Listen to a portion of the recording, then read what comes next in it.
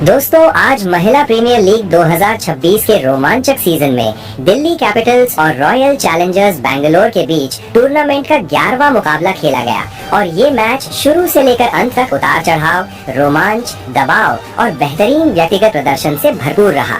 Toss के लिए जब दोनों कप्तान मैदान में उतरी तो स्टेडियम में माहौल पूरी तरह से गर्म हो चुका था। आरसीबी की कप्तान स्मृति मंधाना ने सिक्का उछाला और टॉस जीतकर बिना किसी हिचकिचाहट के पहले बल्लेबाजी का फैसला किया।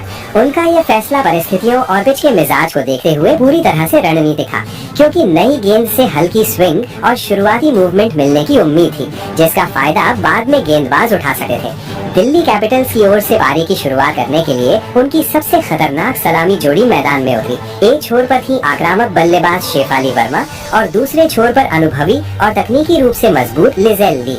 दिल्ली की टीम को इस मैच में अपने टॉप ऑर्डर से बड़ी उम्मीदें थी, क्योंकि आरसीबी के पास अनुभवी और अनुशासित गेंदबाजी आक्रमण मौजूद था। गेंदबाजी की शुरुआत आरसीबी की ओर से तेज गेंदबाज लॉरेन बेल ने की और पहले ही ओवर से उन्होंने अपनी लाइन और लेंथ से दिल्ली की बल्लेबाजों पर दबाव बनाना शुरू कर दिया। दूसरे छोर से साइली स्टैघारे ने भी कसी हुई गेंदबाजी की और पिच से हल्की स्विंग और सीम मूवमेंट निकालने में कामयाब रही। मैच की शुरुआत दिल्ली कैपिटल्स के लिए किसी बुरे सपने से कम नहीं रही। केवल 2 ओवर के भीतर ही दिल्ली ने अपने 4 अहम विकेट गंवा दिए। लॉरेन बेल और साइली स्टैघारे की गेंदबाजी इतनी सटीक थी कि दिल्ली की बल्लेबाजों को संभलने का मौका ही नहीं मिला। एक के बाद एक सभी विकेट बोल्ड होकर गिरे, जिससे ये साफ हो गया कि बल्लेबाज गेंद की लाइन और स्विंग को पढ़ने में पूरी तरह से नाकाम रही हैं। ड्रेसिंग रूम में दिल्ली की टीम पर दबाव साफ नजर आ रहा था और स्टेडियम में मौजूद आरसीबी समर्थक हर विकेट के साथ और ज्यादा जोश में नजर आ रहे थे। हालांकि इस पूरी अफरा तफरी के बीच एक नाम ऐसा था जो डटा रहा और जिसने अकेले दम पर दिल्ली की पारी को संभालने का जिम्मा उठाया, और वो थी शेफाली वर्मा। एक छोर से विकेट गिरते रहने के बावजूद शेफाली ने अपना स्वाभाविक आक्रामक अंदाज नहीं छोड़ा।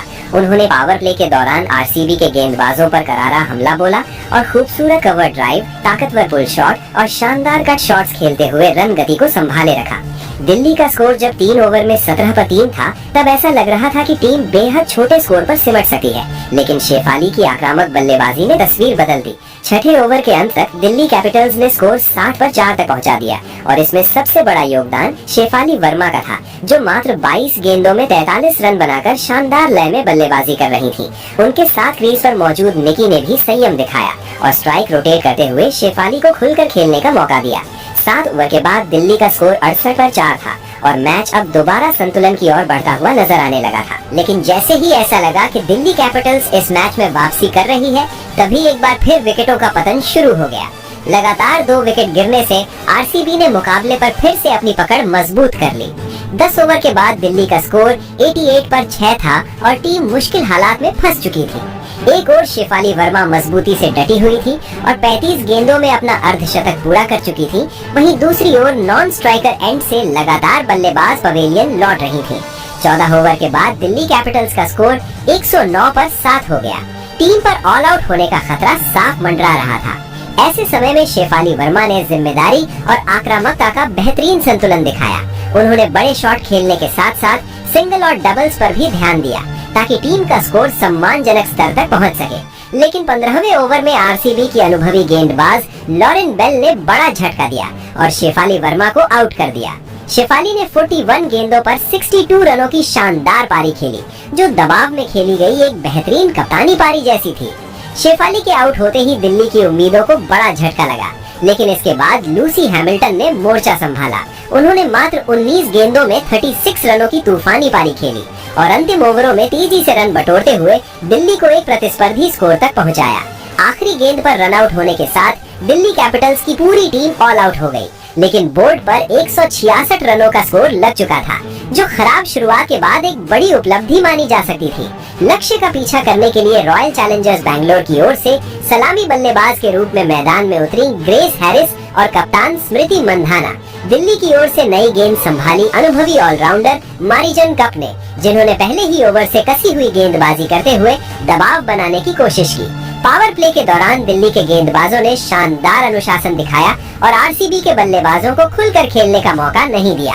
इसी दौरान मारिजन कप ने ग्रेस हैरिस का अहम विकेट भी हासिल किया, जिससे दिल्ली को थोड़ी राहत जरूर मिली।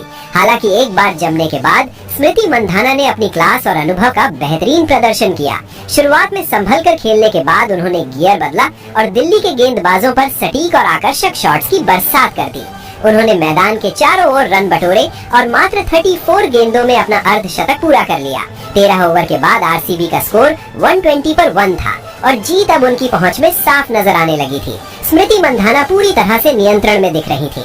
उन्होंने अपनी पारी को और आगे बढ़ाया और जॉर्जिया वोल के साथ मिलकर दूसरे विकेट के लिए लंबी और निर्णायक साझेदारी की। जॉर्जिया वोल ने भी बेहतरीन संयम दिखाया और स्ट्राइक रोटेट करते हुए स्मृति को बड़े शॉट खेलने का मौका दिया। 14 ओवर के बाद आरसीबी को जीत के लिए केवल 46 रन चाहिए थे और उनके पास 42 गेंदें शेष थीं। आखिरी ओवरों में मुकाबला पूरी तरह से एक तरफा हो गया। स्मृति मंधाना 94 रन बनाकर नाबाद रही और जॉर्जिया वोल ने भी 46 रनों की अहम पारी खेली। दूसरे विकेट के लिए दोनों के बीच 129 रनों की शानदार साझेदारी हुई, जिसने दिल्ली कैपिटल्स की वापसी की सारी उम्मीदों को खत्म कर दिया। अंततः रॉयल चैलेंजर्स बैंगलोर ने ये मुकाबला आसानी से अपने नाम कर लिया और महिला प्रीमियर लीग 2026 में एक और महत्वपूर्ण जीत दर्ज की। तो दोस्तों, इस तरह से स्मृति मंधाना की कप्तानी पारी, लॉरेन बेल की घातक गेंदबाजी और टीम के सामूहिक प्रदर्शन के दम पर आरसीबी ने दिल्ली कैपिटल्स को हराया। इसी के साथ इस मुकाबले की कहानी यहीं समाप्त होती है। अगले वीडियो में हम फिर मिलेंगे एक और रोमांचक मैच हाइलाइट्स के साथ। तब तक के लिए धन्यवाद।